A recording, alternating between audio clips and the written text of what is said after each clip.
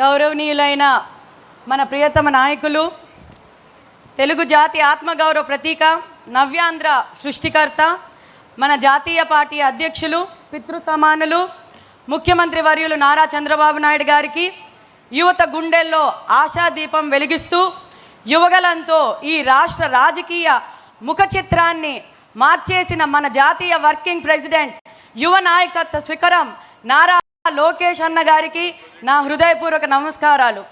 ఈ మహానాడు వేదిక సాక్షిగా ప్రజాస్వామ్యాన్ని కాపాడటం కోసం పార్టీ జెండాను గుండెకు హత్తుకొని ఎండనక వాననక సింహాలలా పోరాడుతున్న నా పసుపు సైన్యానికి రెండు చేతులు జోడించి శిరసు వంచి పాదాభివందనం చేస్తున్నాను.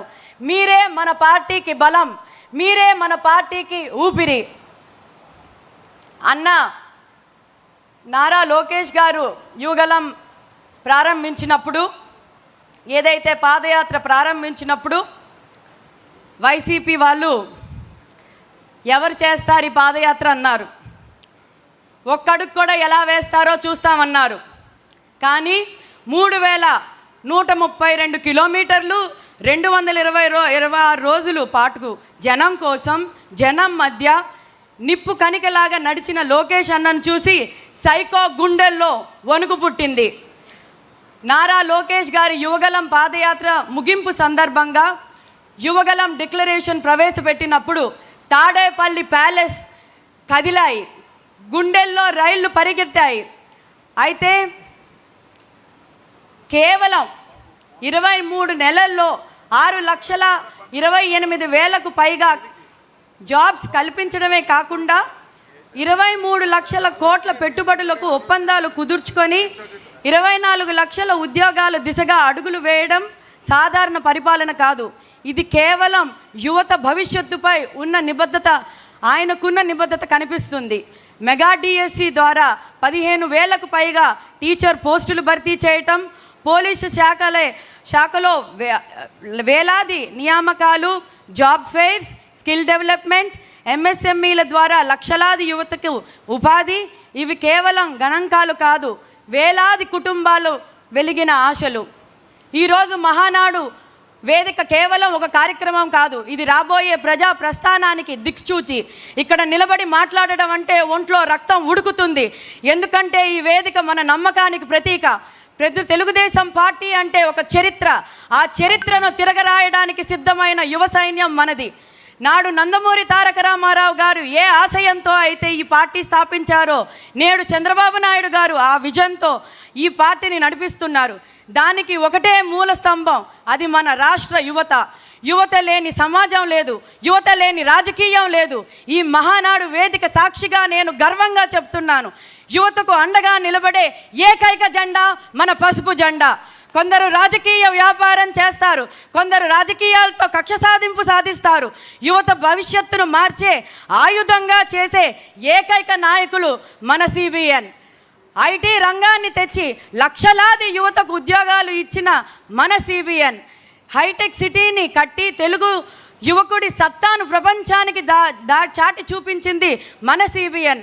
నాడు చంద్రబాబు గారు వేసిన ఐటీ బీజం ఈరోజు ప్రపంచంలో ఎక్కడ చూసినా తెలుగు సాఫ్ట్వేర్ ఇంజనీర్లు సింహాల్లా గర్జిస్తున్నారంటే అది కేవలం మన సిబిఎన్ గారి విజన్. రాజకీయాల్లో యువతకు 40% ప్రాధాన్యత ఇస్తామని ప్రకటించి ధైర్యంగా ఇచ్చిన కేవలం అది మన తెలుగుదేశం పార్టీ మాత్రమే.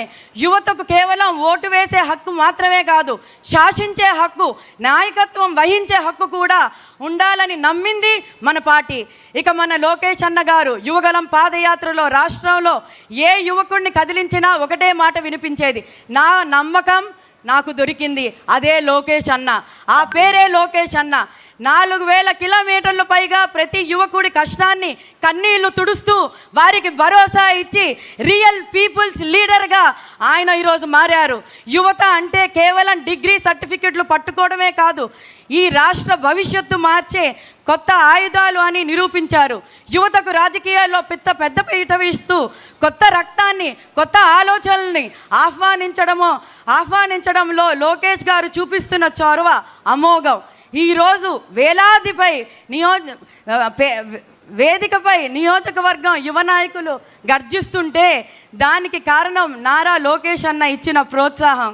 కానీ గత ప్రభుత్వం వల్ల రాష్ట్ర పరిస్థితి, యువత చేతుల్లో ఉండాల్సిన ల్యాప్టాప్లు కానీ దురదృష్టవశాత్తు కొందరు వారి చేతుల్లో గంజాయి పెట్టారు. యువతకు కావాల్సిన ఉద్యోగాలు లేవు, నోటిఫికేషన్లు లేవు, మెగా ఐడిఎస్సీలు లేక వైసీపీ కంప్లీట్గా యువతని పక్కదోవ పట్టించేసింది. ఆత్మహత్యలు చూసాం, యువతని బాధ పెట్టడం చూసాం. అది ఏది ఇంకా సిబిఎన్ రాజ్యంలో ఉండదు. యువతకు కేవలం జెండాలు మోయడం వాడడమే కాదు, ఆ తర్వాత వాళ్ళని రక్తం చిందించడం కోసం వాడుకున్న వైసీపీ లాంటి పార్టీ మనది కాదు. నా ప్రియమైన పసుపు సైన్యమా, మన శ్రమ వృధా పోదు, మన త్యాగాలు వృధా పోవు. సిబిఎన్ గారి అనుభవం, నారా లోకేష్ గారి ఆధునిక ఆలోచనలు, యువత అయిన మన ఉత్సాహం, ఈ మూడు కలిస్తే నవ్యాంధ్రప్రదేశ్ మళ్ళీ ఘన విజయంగా ఏదైతే మనం ముందు సృష్టించుకున్నామో సన్ రైజ్ స్టేట్గా మళ్ళీ మనం అది నిర్మించుకుంటాం. ఎవరో వస్తారు, ఏదో చేస్తారు అని ఎదురు చూడకుండా మనమే నాయకులు అవుదాం. చంద్రబాబు నాయకత్వంలోని బలపరుస్తూ, లోకేష్ అన్న గారి అడుగుల్లో నడుస్తూ ఈ రాష్ట్రాన్ని ప్రగతి పదంలో నడిపిద్దాం. మహానాడు సాక్షిగా మనం ఒక ప్రతిజ్ఞ చేద్దాం. యువ శక్తి దేశానికి శ్రీరామ రక్ష. మన పసుపు జెండా ఏపీకి ఏకైక దిక్కు. జై తెలుగుదేశం.